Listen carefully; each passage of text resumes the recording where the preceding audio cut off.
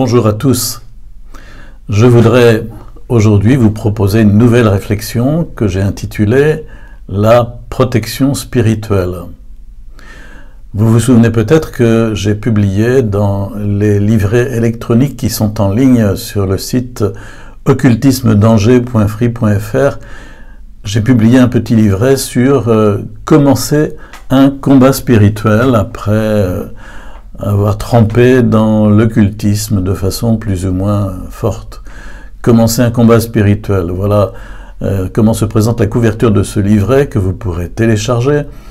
Et cette nouvelle réflexion sur la protection spirituelle va faire aussi l'objet d'un livret qui sera téléchargeable. Et ces deux livrets sont complémentaires.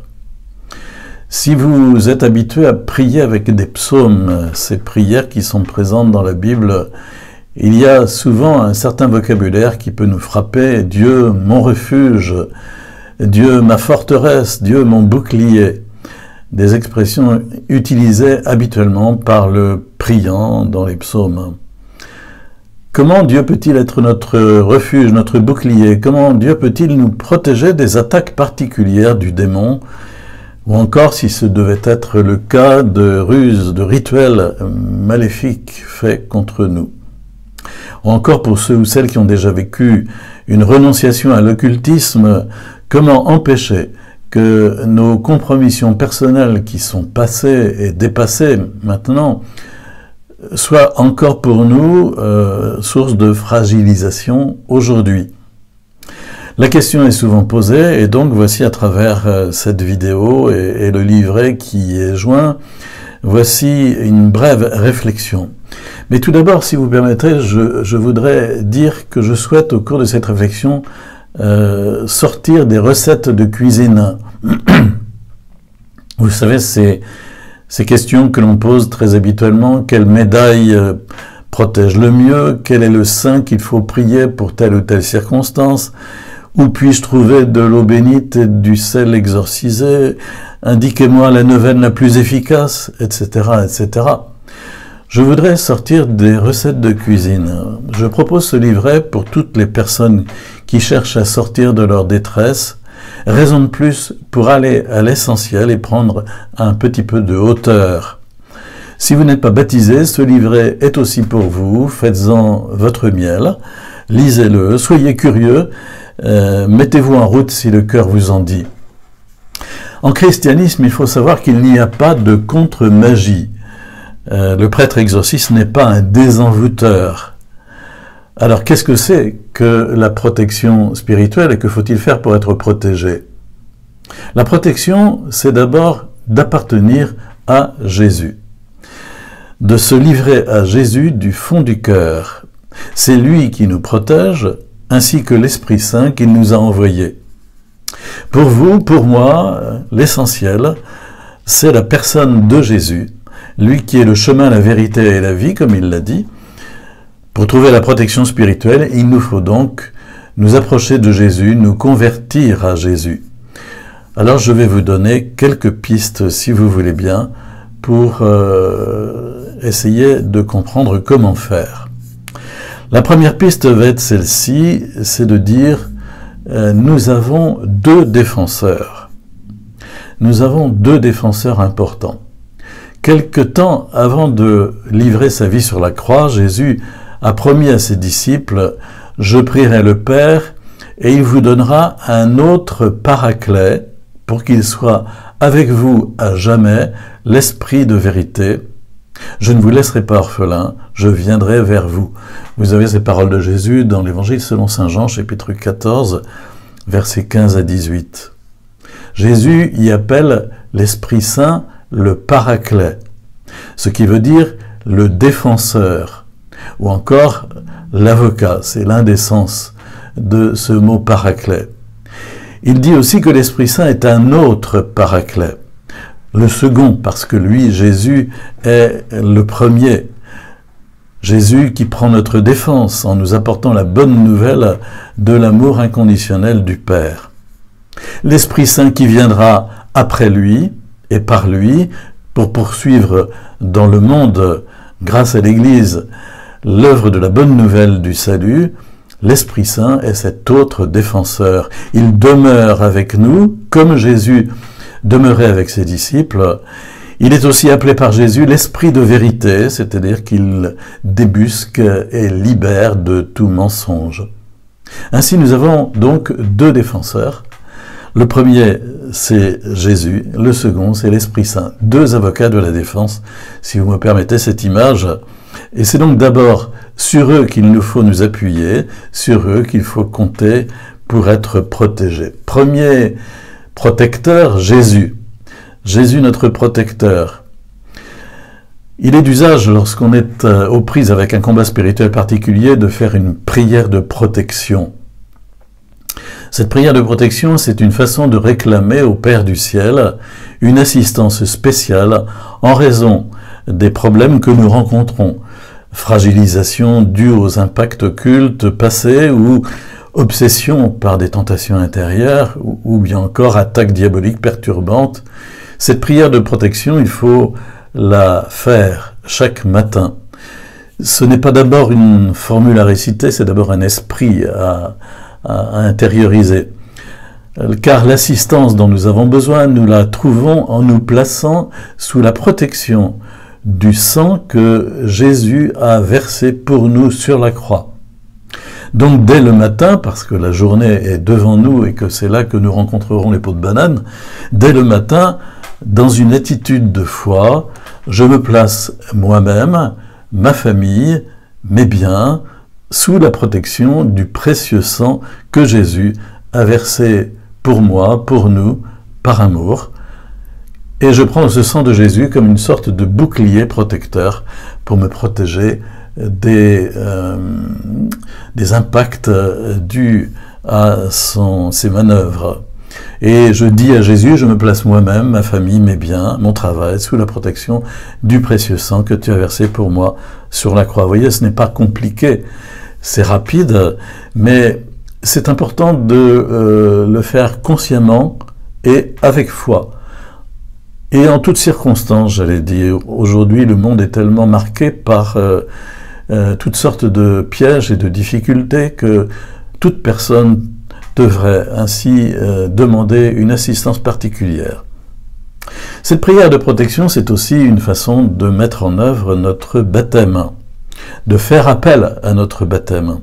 En effet, par le sacrement du baptême, nous appartenons à Jésus.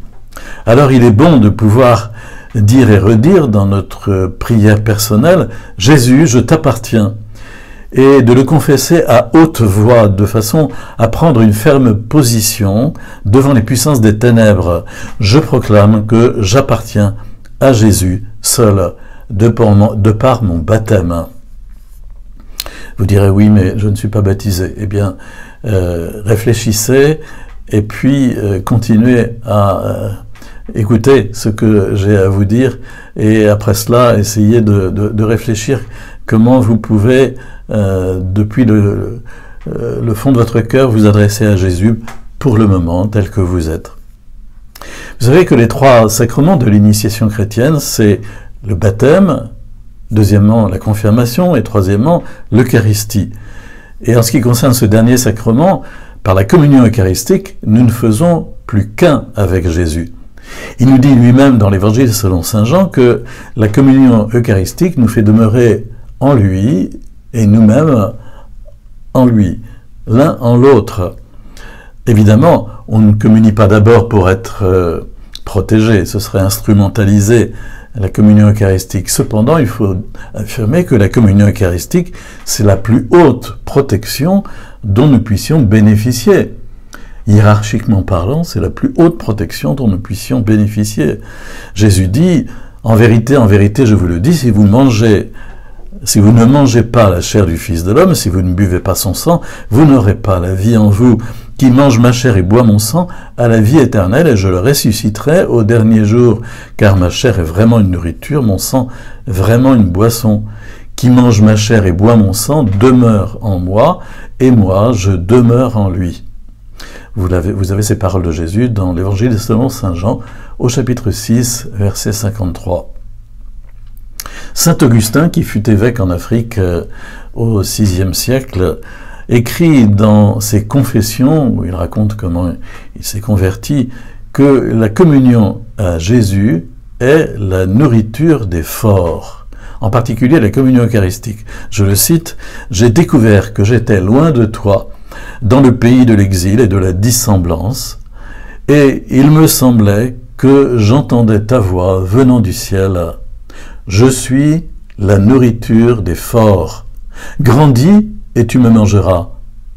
Tu ne me changeras pas en toi, comme la nourriture de ton corps, c'est toi qui seras changé en moi. » Deuxième protecteur, deuxième défenseur que nous avons, c'est l'Esprit Saint qui nous est donné. Jésus l'appelle une force, alors qu'il venait de ressusciter avant son ascension et son entrée dans le monde invisible.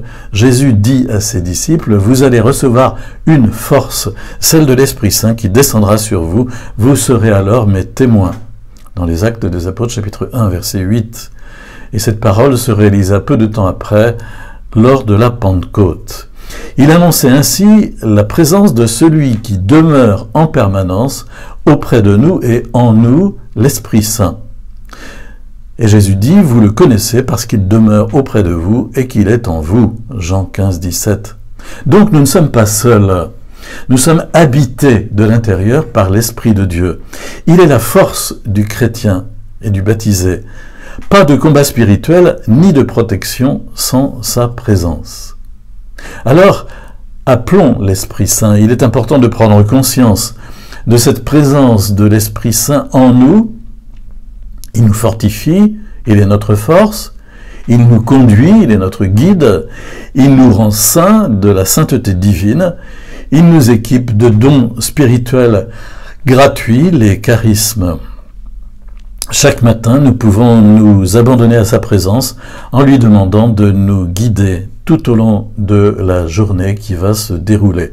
Il nous évitera bien des pièges et nous dispensera tous les dons dont nous avons besoin pour vivre la journée en témoin de Jésus. Je termine par une toute petite question. Avez-vous reçu le sacrement de confirmation? Car ce sacrement qui vient compléter celui du baptême nous permet de recevoir en plénitude le don de l'Esprit Saint. Si vous ne l'avez pas encore reçu, faites-le, demandez à le recevoir. Il est proposé et conféré par l'évêque dans la plupart des diocèses le samedi veille de Pentecôte, et vous pouvez ainsi le recevoir après une préparation. L'évêque, après avoir imposé les mains, ou avant d'imposer les mains, fait une prière avec ce geste d'étendre les mains vers l'ensemble des confirmants, geste qui depuis le temps des apôtres est le signe du don de l'Esprit. Il invoque l'effusion de l'Esprit Saint en disant « Dieu très bon, Père de Jésus, le Christ, notre Seigneur, regarde ces baptisés sur qui nous imposons les mains. Par le baptême, tu les as libérés du péché, tu les as fait renaître de l'eau et de l'Esprit. Comme tu l'as promis, répands maintenant l'Esprit Saint sur eux. Donne-leur en plénitude l'Esprit qui reposait sur ton Fils Jésus, esprit de sagesse et d'intelligence, esprit de conseil et de force, esprit de connaissance et d'affection filiale. Remplis-les de l'esprit de la crainte de Dieu par le Christ notre Seigneur. » Alors, habités par l'Esprit Saint, nous pouvons ainsi grandir spirituellement en nous laissant enseigner par lui. Jésus dit, l'Esprit Saint, le Paraclet, que le Père enverra en mon nom, lui vous enseignera tout et vous rappellera tout ce que je vous ai dit. Donc chaque matin, ouvrons notre Bible et notre Évangile, lisons et méditons la parole de Dieu, notre boussole, laissons-nous éclairer et enseigner par l'Esprit Saint à partir de ce que nous lisons dans la Bible. Deuxième partie de cette réflexion maintenant, après avoir parlé de nos deux protecteurs et défenseurs, Jésus et l'Esprit Saint. Deuxième partie, nous allons parler de la Vierge Marie. Car si nous recherchons la protection spirituelle, nous avons besoin de la présence de la Vierge Marie dans notre vie personnelle. Mais pourquoi, direz-vous? Eh bien, tout d'abord parce qu'elle est donnée par Jésus. En effet, Marie nous a été donnée par Jésus à la croix. C'est quasiment le dernier don qu'il fait, comme une sorte de testament, s'adressant aux disciples bien-aimés, qui n'est pas nommé, et au-delà de lui, à chacun de nous. Jésus dit à sa mère, dit à Marie, dit à Jean, aux disciples bien-aimés, Jésus dit, « Voici ta mère ». Vous avez cela en Jean 19, 25, et il dit à Marie, « Voici ton fils ». Alors accueillir Marie comme notre mère dans la foi fait partie intégrante de notre salut. Jésus veut que tout disciple devienne fils de Marie, la mère qu'il nous donne. Comme on le voit dans l'épisode des noces de Cana, Marie prend soin de nous et prie Jésus pour nous, ils n'ont pas de vin, et puis elle nous invite à la confiance en Jésus. Tout ce qu'il vous dira, faites-le. Donc donner sa place à Marie dans notre vie, c'est donc nous rapprocher grandement de Jésus, loin de nous en écarter. Lorsque Marie a été sollicitée pour devenir la mère du Fils de Dieu, c'est par l'intermédiaire de l'ange Gabriel. Elle entend de la bouche de l'ange prononcer le nom qui va maintenant être le sien, comblé de grâce. Ce mot signifie que Marie a été transformée, préparée par la grâce de Dieu. Ce nom nouveau pourrait être aussi transcrit « Immaculée Conception ». Comme Marie l'a dit elle-même à Lourdes en 1858, 4 ans après la proclamation du dogme de l'Immaculée Conception par l'Église catholique, 1854. C'est une grâce exceptionnelle qu'elle doit à son Fils. Par anticipation, elle est la première achetée. Marie est née dans une sainteté originelle, conçue sans péché. Elle n'a jamais péché personnellement. Sa nature humaine n'est pas blessée par le péché. Alors, vous comprenez bien, Satan ne peut pas supporter la sainteté divine, c'est pourquoi il s'est détourné de lui, mais Satan ne peut pas supporter non plus la sainteté divine qui se reflète en Marie comme en un pur miroir. Il le fait savoir haut et fort au cours de bien des exorcismes. J'ai mis en note dans le livret un livre qui aborde cette question.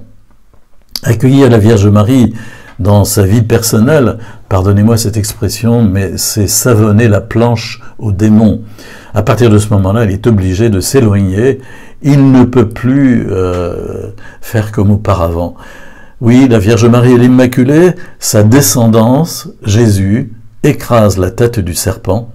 Lisez donc dans le livret le témoignage de Don Bosco, le récit de ce songe qu'il a fait, intitulé « Le serpent et le chapelet ». Le chapelet, oui, car le chapelet est une arme spirituelle très importante. Pour garder Marie dans son cœur, un moyen tout simple, c'est de réciter chaque jour son chapelet. Je conseille très vivement, au regard du combat spirituel marquant de la vie contemporaine, de vous débrouiller pour dégager une vingtaine de minutes dans votre journée pour méditer et réciter votre chapelet. On peut le faire chez soi, on peut le faire en marchant, c'est ce que je fais personnellement, on peut le faire en s'arrêtant dans une église, on peut le faire la nuit si l'on a des insomnies, on peut le faire au volant de sa voiture, c'est plus dangereux. Il faut le faire cependant, et chaque jour, c'est une grande protection. Je vous disais, hiérarchiquement, la plus haute protection, c'est la communion eucharistique, mais ensuite, c'est la récitation du chapelet. Enfin, c'est la prière de protection, cette petite prière que nous pouvons faire chaque matin. Dans le livret, vous trouverez une méditation pour méditer les 4 chapelets différents, avec les mystères joyeux, lumineux, douloureux et glorieux. En effet, le chapelet n'est pas simplement une prière mécanique, répétitive, mais elle est nourrie de ce qu'on appelle les mystères, c'est-à-dire de passages de l'Évangile qui nous permettent de contempler Jésus dans l'Évangile. Et quand vous connaîtrez tous ces mystères par cœur, vous n'aurez plus besoin de papier pour vous le rappeler. Si vous n'avez jamais récité le chapelet, essayez de trouver dans votre entourage quelqu'un qui puisse vous aider à commencer. Pour entendre comment on récite le chapelet, vous pouvez aussi vous utiliser les médias, car le chapelet qui est récité à Lourdes tous les jours à 15h30 est retransmis par un certain nombre de médias chrétiens, comme KTO TV, qui est la télévision catholique, comme Radio Notre-Dame, comme RCF, comme TV Lourdes aussi sur Internet. Encore une précision à propos de la Vierge Marie, ne vous affiliez à aucun des messages mariales proposés ici ou là, récitez simplement votre chapelet tel que l'Église le propose. Et apprenez par cœur le Je vous salue Marie si vous ne le connaissez pas encore.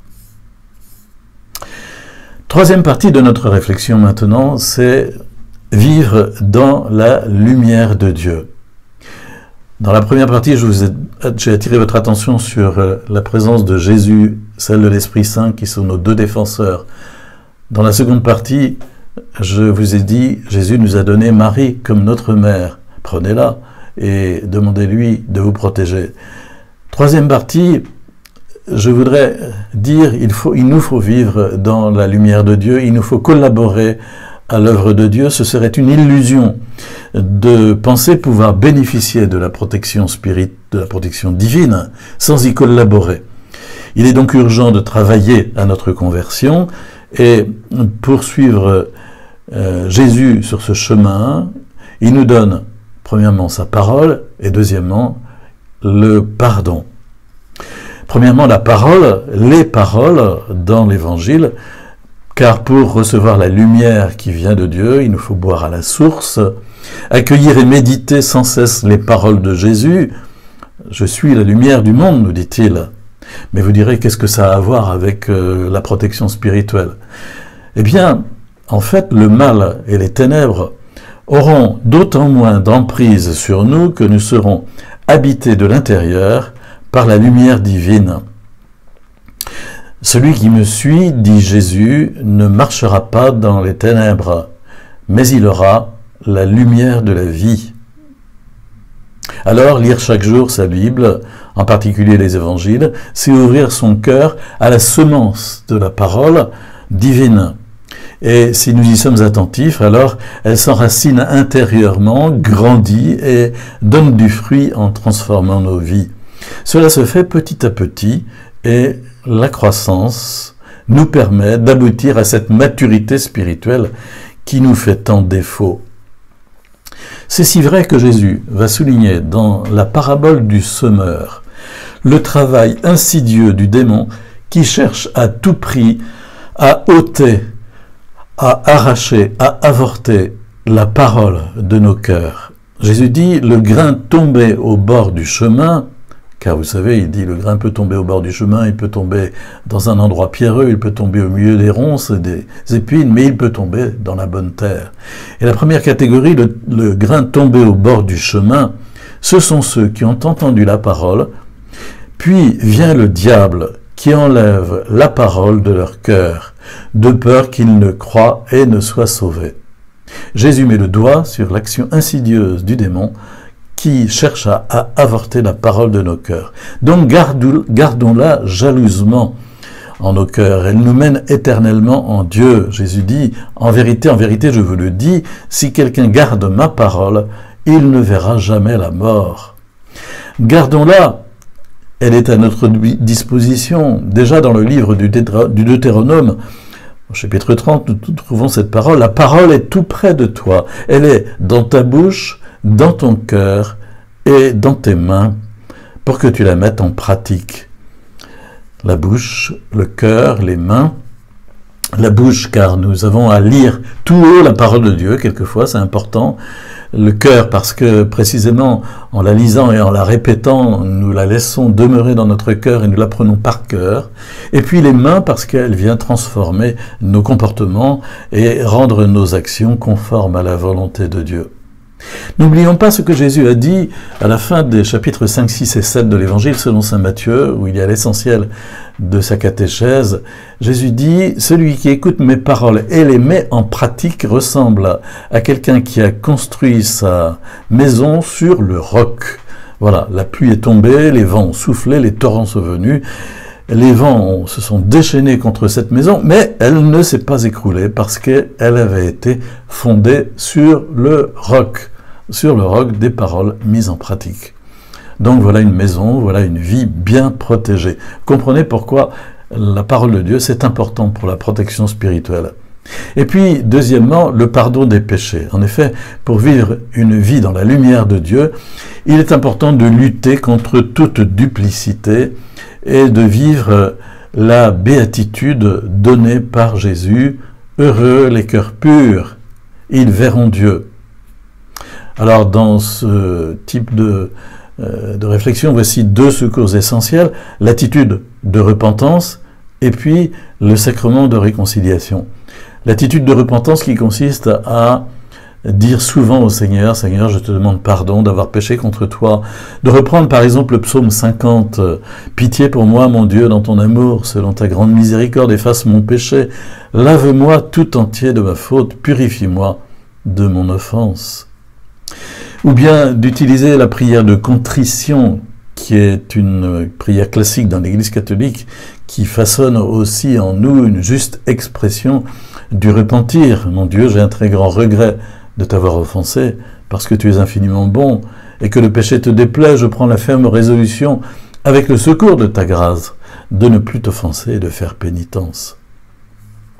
Mais il y a aussi le sacrement de réconciliation, car pour demander humblement à Dieu de nous protéger, il ne faut opposer aucune résistance à son amour, et donc pour ceux qui le peuvent, il est bon de recevoir le sacrement de réconciliation à travers l'aveu des péchés faits devant un frère prêtre et l'absolution sacramentelle qu'il nous donnera au nom de l'Église.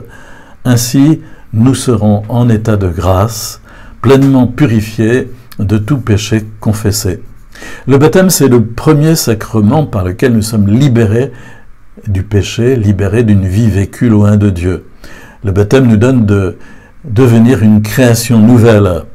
Le sacrement de réconciliation, lui, est donné pour les péchés graves vécus après le baptême. Saint Augustin dit « La rémission des péchés, qui ne s'accorde qu'une fois, est celle qui se fait dans le baptême.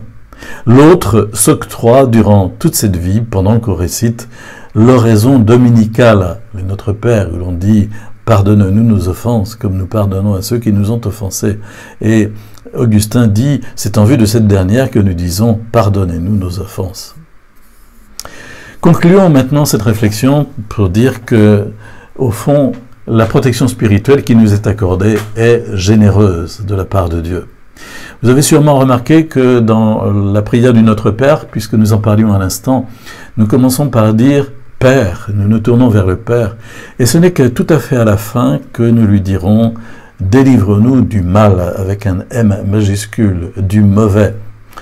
Le Père Jean-Pascal Duloisy, qui est exorciste du diocèse de Paris en ce moment, souligne que cette demande que nous faisons dans le Notre Père, cette demande que nous faisons dans notre Père, délivre-nous du mal, est à elle seule comme un exorcisme. Je le cite, l'exorcisme est, comme je l'ai dit auparavant, une partie intégrante du christianisme, très présente dans les évangiles.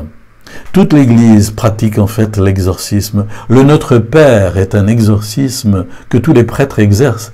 N'y lit-on pas, délivre-nous du mal. La prière affirme la suprématie du Christ et la défaite du démon. Cela, même si le rituel du grand exorcisme est réservé aux exorcistes. Et il dit, car je m'adresse alors directement au diable, en cela je prends des risques. Ainsi, la protection spirituelle est inscrite au cœur même de la prière chrétienne enseignée par Jésus. Le fait pour le baptisé de réciter le Notre Père est une façon de demander au Père du ciel de le protéger généreusement des manœuvres de l'ennemi. L'Église, dans sa liturgie, ne prie-t-elle pas le Notre Père plusieurs fois par jour au cours de la prière des heures? Par sa croix et sa résurrection, Jésus a vaincu définitivement les puissances des ténèbres. Satan est défait définitivement. Sa défaite est totale. Mais si je voudrais tenter maladroitement une comparaison avec la carte bancaire, excusez, la carte bancaire à débit différé, car vous savez, il y a deux types de cartes bancaires, à débit immédiat ou à débit différé. Eh bien, je dirais que la défaite totale du démon est à application différée. Elle ne sera manifeste et manifestée qu'à la fin des temps. Même si la victoire de Jésus est définitive, il a laissé aux puissances du mal un certain pouvoir, de sorte qu'il nous faut marcher sur ses traces à lui, Jésus, Messie crucifié, Messie humilié. Satan est comme un chien enchaîné qui ne peut qu'aboyer rageusement. N'ayons pas peur, mais prenons garde cependant qu'il ne nous morde si nous nous approchons de trop près. C'est bien pourquoi nous avons toujours besoin de protection spirituelle. Elle nous est accordée largement si nous demandons au Père avec foi et confiance. Ne nous laisse pas entrer en tentation, protège-nous, délivre-nous du mal, totalement, à la fin, selon ton plan, selon ta sagesse divine. Oui, que vienne la libération, la délivrance, car c'est à toi qu'appartiennent le règne, la puissance et la gloire pour les siècles des siècles. Amen. Vous trouverez dans le livret, dont vous avez l'image de la couverture qui s'affiche maintenant, vous trouverez dans le livret quelques annexes supplémentaires à cette réflexion avec, par exemple, les mots employés dans la Bible pour parler de protection, notamment armure de Dieu, demeure de Dieu avec les hommes, forteresse, refuge, rempart, etc. Vous trouverez aussi différentes prières, bien sûr, qui peuvent être utiles pour demander la protection. Prière tirée des psaumes, prière classique adressée à l'Esprit Saint ou à la Vierge Marie, prière pour demander d'être libéré de liens spirituels mauvais. Vous trouverez également la citation de différents gestes et attitudes de foi qui peuvent nous aider, en particulier le fait de prendre l'eau bénite pour se signer, en particulier aussi l'invocation à l'archange Saint-Michel, chef de la milice céleste, le fait de porter des objets bénis sur soi, de demander au Seigneur de bénir notre appartement, notre maison, de demander à notre ange gardien de veiller sur nous, etc. Bien sûr, il y a beaucoup d'autres